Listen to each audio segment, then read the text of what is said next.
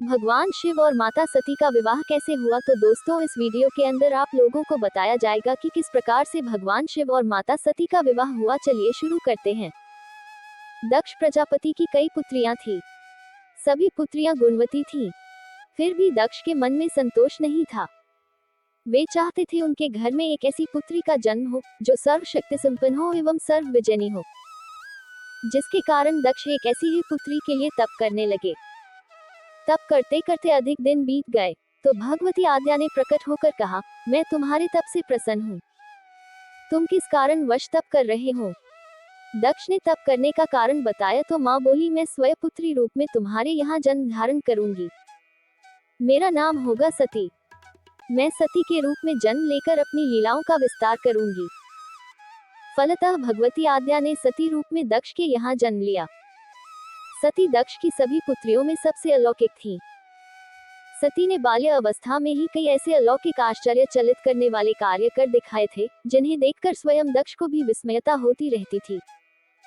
जब सती विवाह योग्य हो गई तो दक्ष को उनके लिए वर की चिंता होने लगी। उन्होंने ब्रह्मा जी से इस विषय में परामर्श किया। ब्रह्मा जी ने कहा, सती आद्या का अवतार हैं। आद्या आदि शक्ति और शिव आदि पुरुष हैं। अतः सती के विवाह के लिए शिव ही योग्य और उचित वर हैं। दक्ष ने ब्रह्मा जी की बात मानकर सती का विवाह भगवान शिव के साथ कर दिया। सती कैलाश में जाकर भगवान शिव के साथ रहने लगी। भगवान शिव के दक्ष के दामाद थे, किंतु एक ऐसी घटना घटित हो गई जिसके कारण दक्ष के हृदय में भगवान शिव के प्रति बैर और विरोध भाव पैदा हो गया। एक बार देवलोक में ब्रह्मा ने धर्म के निरूपण के लिए एक सभा का आयोजन किया था। सभी बड़े बड़े देवता सभा में एकत्र हो गए थे। भगवान शिव भी इस सभा में बैठे थे। सभा मंडल में दक्ष का आगमन हुआ। दक्ष के आगमन पर सभी देवता उठकर खड़े हो गए, पर भगवान शिव खड़े नहीं हुए। उन्होंने दक्ष को प्रणाम भी नहीं किया। फलतः दक्ष ने अपमान का अनुभव किया। केवल यही नहीं, उनके हृदय में भगवान शिव के प्रति ईर्ष्या की आग जल उठी। वे उनसे बदला लेने के लिए समय और अवसर की प्रतीक्षा करने लगे। एक बार सती और शिव कैलाश पर्वत पर बैठे हुए परस्पर वार्तालाप कर रहे थे। उसी समय आकाश मार्ग से कई विमान कनखल की ओर जाते हुए दिखाई पड़े। सती ने उन विमानों को देखकर भगवान शिव से पूछा, प्रभु, ये सभी विमान किसके हैं और कहाँ जा रहे हैं। भगवान शक्र ने उत्तर दिया, आपके पिता ने बहुत बड़े यज्ञ का आयोजन किया है। समस्त देवता और देवांगनाएं इन विमानों में बैठकर उसी यज्ञ में सम्मिलित होने के लिए जा रहे हैं। इस पर सती ने दूसरा प्रश्न किया, क्या मेरे पिता ने आपको यज्ञ में सम्मिलित होने के लिए नहीं बुलाया। भगवान शंकर ने उत्तर दिया, आपके पिता मुझसे बैर रखते हैं, फिर वे मुझे क्यों बुलाने लगे। सती मन ही मन सोचने लगी, फिर बोली, यज्ञ के इस अवसर पर अवश्य मेरी सभी बहनें आएंगी। उनसे मिले हुए बहुत दिन हो गए। यदि आपकी अनुमति हो तो मैं भी अपने पिता के घर जाना चाहती हूँ। यज्ञ में सम्मिलित हो लूंगी और बहनों से भी मिलने का सुअवसर मिलेगा। भगवान शिव ने उत्तर दिया, इस समय वहां जाना उचित नहीं होगा। आपके पिता मुझसे जलते हैं, हो सकता है वे आपका भी अपमान करें। बिना बुलाए किसी के घर जाना उचित नहीं होता है। इस पर सती ने प्रश्न किया, ऐसा क्यों। भगवान शिव ने उत्तर दिया, विवाहिता लड़की को बिना बुलाए पिता के घर नहीं जाना चाहिए, क्योंकि विवाह हो जाने पर लड़की अपने पति की हो जाती है। पिता के घर से उसका संबंध टूट जाता है। लेकिन सती पीहर जाने के लिए हठ करती रही, अपनी बात बार बार दोहराती रही। उनकी इच्छा देखकर भगवान शिव ने पीहर जाने की अनुमति दे दी। उनके साथ अपना एक गण भी साथ में भेज दिया। उस गण का नाम वीरभद्र था। सती वीरभद्र के साथ अपने पिता के घर गईं। घर में सती से किसी ने भी प्रेम पूर्वक वार्तालाप नहीं किया। दक्ष ने उन्हें देखकर कहा, तुम क्या यहाँ मेरा अपमान कराने आए हो। अपनी बहनों को तो देखो, वे किस प्रकार भांति भांति के अलंकारों और सुंदर वस्त्रों से सुसज्जित हैं। तुम्हारे शरीर पर मात्र बाघंबर हैं। तुम्हारा पति श्मशानवासी और भूतों का नायक है। वह तुम्हें बाघंबर छोड़कर और पहना ही क्या सकता है। दक्ष के कथन से सती के हृदय में पश्चाताप का सागर उमड़ पड़ा। वे सोचने लगी, उन्होंने यहाँ आकर अच्छा नहीं किया।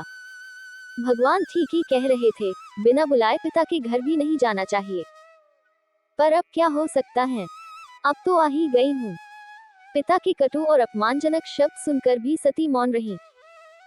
वे उस यज्ञ मंडल में गईं जहां सभी देवता और ऋषि मुनि बैठे थे तथा यज्ञ कुंड में धू धू करती जलती हुई अग्नि में आहुतियां डाली जा रही थी। सती ने यज्ञ मंडप में सभी देवताओं के तो भाग देखे, किंतु भगवान शिव का भाग नहीं देखा। वे भगवान शिव का भाग न देखकर अपने पिता से बोली, पितृश्रेष्ठ यज्ञ में तो सबके भाग दिखाई पड़ रहे हैं, किंतु कैलाशपति का भाग नहीं है। आपने उनका भाग क्यों नहीं रखा? दक्ष ने गर्व से उत्तर दिया, मैं तुम्हारे पति शिव को देवता नहीं समझता। वह तो भूतों का स्वामी, नग्न रहने वाला और हड्डियों की माला धारण करने वाला है। वह देवताओं की पंक्ति में बैठने योग्य नहीं है। उसे कौन भाग देगा? सती के नेत्र लाल हो उठे, उनकी भौहें कुटिल हो गईं। उनका मुखमंडल प्रलय के सूर्य की भांति तेजोदीप्त हो उठा। उन्होंने पीड़ा से तिलमिलाते हुए कहा, ओ मैं इन शब्दों को कैसे सुन रही हूँ, मुझे धिक्कार है। देवताओं, तुम्हें भी धिक्कार है। तुम भी उन कैलाशपति के लिए इन शब्दों को कैसे सुन रहे हो जो मंगल के प्रतीक हैं और जो क्षण मात्र में संपूर्ण सृष्टि को नष्ट करने की शक्ति रखते हैं। वे मेरे स्वामी हैं। नारी के लिए उसका पति ही स्वर्ग होता है। जो नारी अपने पति के लिए अपमानजनक शब्दों को सुनती है उसे नरक में जाना पड़ता है। पृथ्वी सुनो, आकाश सुनो और देवताओं, तुम भी सुनो, मेरे पिता ने मेरे स्वामी का अपमान किया है। मैं अब एक क्षण भी जीवित रहना नहीं चाहती। सती अपने कथन को समाप्त करती हुई यज्ञ के कुंड में कूद पड़ी। जलती हुई आहुतियों के साथ उनका शरीर भी जलने लगा। यज्ञ मंडप में खलबली पैदा हो गई, हाहाकार मच गया। देवता उठकर खड़े हो गए। वीरभद्र क्रोध से कांप उठे। वे उछल उछलकर यज्ञ का विध्वंस करने लगे। यज्ञ मंडप में भगदड़ मच गई। देवता और ऋषि मुनि भाग खड़े हुए। वीरभद्र ने देखते ही देखते दक्ष का मस्तक काटकर फेंक दिया। समाचार भगवान शिव के कानों में भी पड़ा। वे प्रचंड आंधी की भांति कनखल जा पहुंचे। सती के जले हुए शरीर को देखकर भगवान शिव ने अपने आप को भूल गए। सती के प्रेम और उनकी भक्ति ने शंकर के मन को व्याकुल कर दिया। उन शंकर के मन को व्याकुल कर दिया जिन्होंने काम पर भी विजय प्राप्त की थी और जो सारी सृष्टि को नष्ट करने की क्षमता रखते थे। वे सती के प्रेम में खो गए, बेसुध हो गए। भगवान शिव ने उन्मत्त की भांति सती के जले हुए शरीर को कंधे पर रख लिया। वे सभी दिशाओं में भ्रमण करने लगे। शिव और सती के इस अलौकिक प्रेम को देखकर पृथ्वी रुक गई, हवा रुक गई, जल का प्रवाह ठहर गया और रुक गई देवताओं की सांसें। सृष्टि व्याकुल हो उठी। सृष्टि के प्राणी पुकारने लगे, पाहिमाम पाहिमाम। भयानक संकट उपस्थित देखकर सृष्टि के पालक भगवान विष्णु आगे बढ़े। वे भगवान शिव की बेसुधी में अपने चक्र से सती के एक एक अंग को काट काट कर गिराने लगे। धरती पर 51 स्थानों में सती के अंग कट कट कर गिरे। जब सती के सारे अंग कट कर गिर गए तो भगवान शिव पुनः अपने आप में आए। जब वे अपने आप में आए तो पुनः सृष्टि के सारे कार्य चलने लगे। धरती पर जिन 51 स्थानों में सती के अंग कट कट कर गिरे थे, वे ही स्थान आज शक्ति के पीठ स्थान माने जाते हैं। आज भी उन स्थानों में सती का पूजन होता है, उपासना होती है। तो दोस्तों, कैसा लगा आज आप लोगों को हमारा वीडियो? आशा करते हैं सभी को पसंद आया होगा। पसंद आया तो हमारे चैनल को सब्सक्राइब जरूर करें।